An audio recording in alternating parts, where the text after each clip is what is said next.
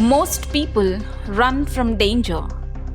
Very few choose to become it. Mahi knew exactly what he was holding. Not a weapon, not a trap, a simple piece of cloth.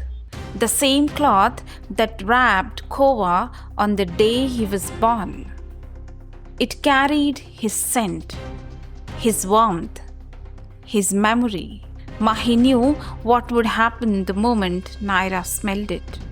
He knew the rage it would unleash. He knew she would come after him.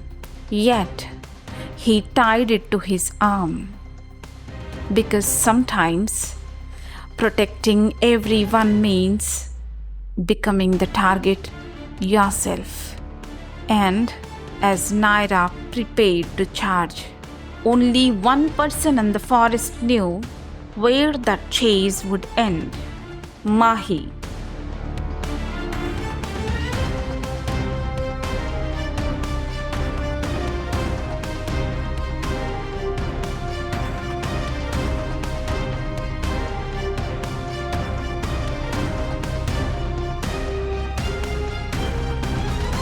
The forest remains silent. Nyra's eyes stay locked on Mahi, filled with rage, filled with warning. Nobody moves, nobody dares to, because everyone standing there understands the truth. One wrong move and another life could be lost. Mahi studies her carefully. This was no longer the Nyra he knew. This was a mother who believed her child was still in danger. Behind him, forest guards wait anxiously, fear growing with every passing second. But Mahi already had a plan. Without taking his eyes off Nyra, Mahi signals Rana. Rana immediately understands the cloth. The same cloth that wrapped Koa on the day he was born. Rana rushes toward the vehicle and moments later returns carrying it. But as his eyes move from the cloth to Nyra and finally to Mahi, his steps begin to slow because he understands what comes next.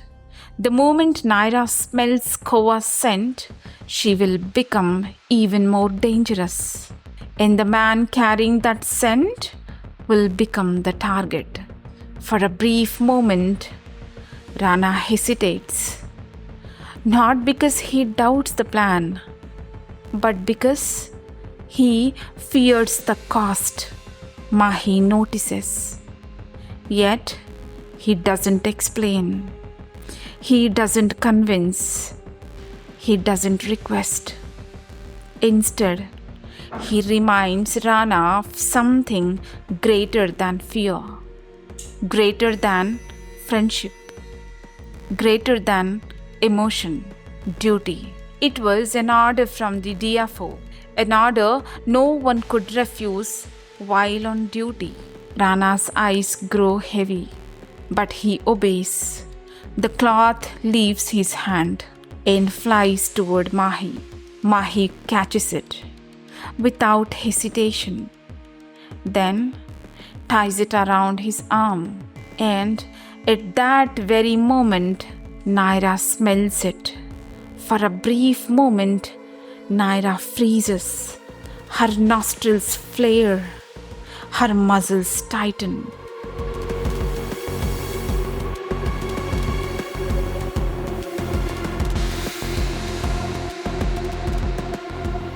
Then the forest erupts. A terrifying roar explodes through the trees. The scent doesn't calm her, it enrages her. Because all she can smell is her missing cub. Before anyone can react, Mahi turns and runs. The forest guards stare in disbelief. But Mahi never looks back, and Nyra follows, not toward the guards, only toward the man carrying Koa's scent. Mahi races through the forest. Branches scrape against his skin.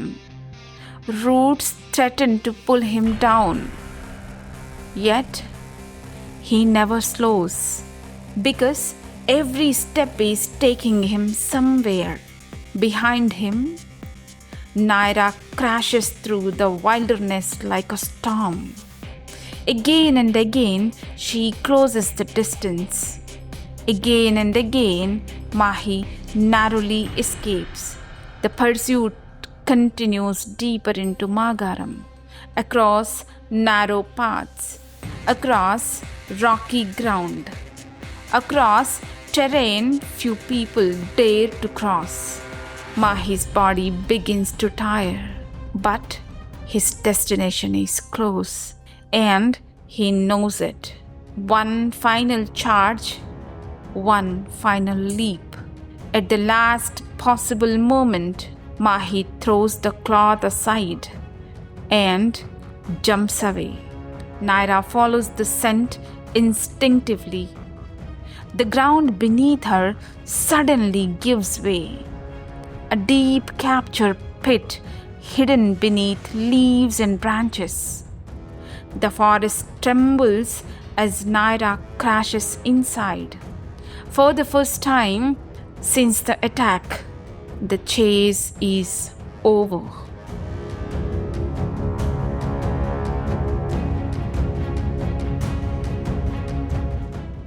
Mahi falls to his knees, struggling to catch his breath. His body is exhausted, but his attention remains fixed on Nyra. Inside the pit, Nyra continues roaring. The anger remains, the fear remains, the pain remains. Mahi watches silently because he understands something others do not. Nyra was not fighting out of hatred. She was fighting out of fear. Fear for Koa. Then Bali arrives.